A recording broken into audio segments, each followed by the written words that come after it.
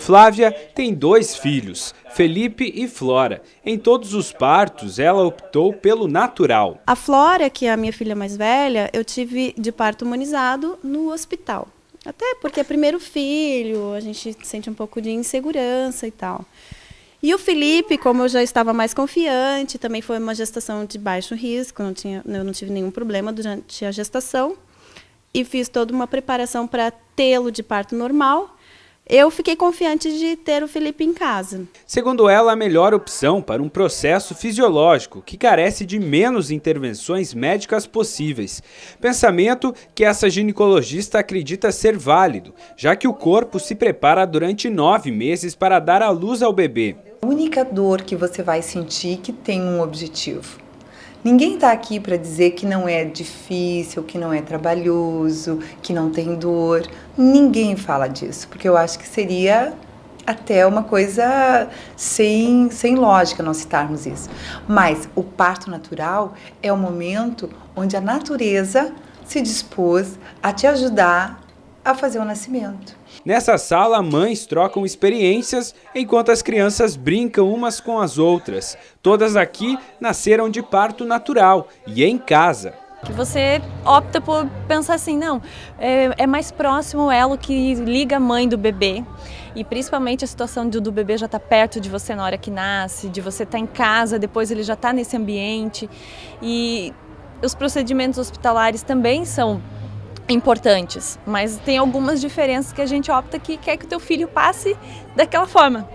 Primeiro contato contigo, assim. A partir do momento que rompeu a bolsa e nós tínhamos certeza que algo que estava muito próximo, a tranquilidade tomou conta.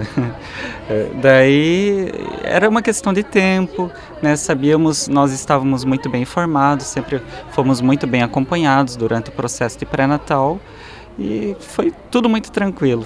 A ONG Nascer em Casa surgiu para criar um espaço de convivência entre as pacientes da médica obstetra Verusca e da enfermeira Luciane. Há 5 anos, elas realizam o trabalho de parto nas residências. A gente criou esse espaço, enfim, muito em função das pacientes que a gente atendia. E que depois que nasciam os bebês, elas ficavam meio sem uma referência, né?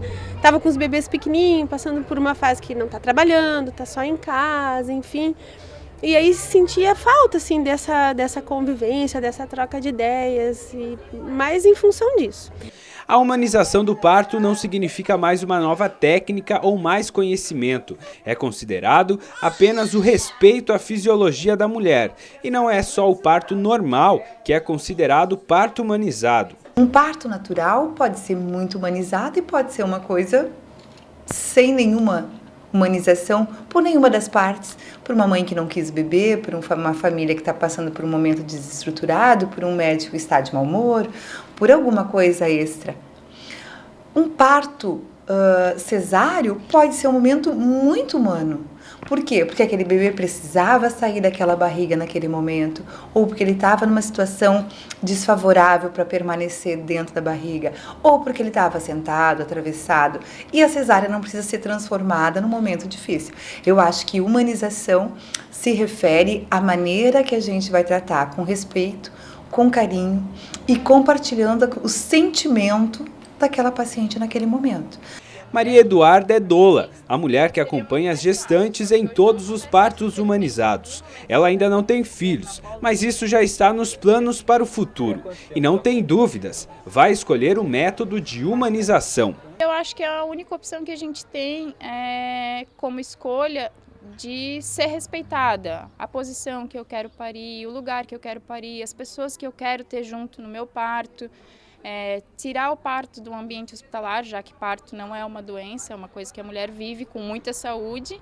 Então é uma opção minha e para eu ser respeitada só escolhendo esse tipo de parto.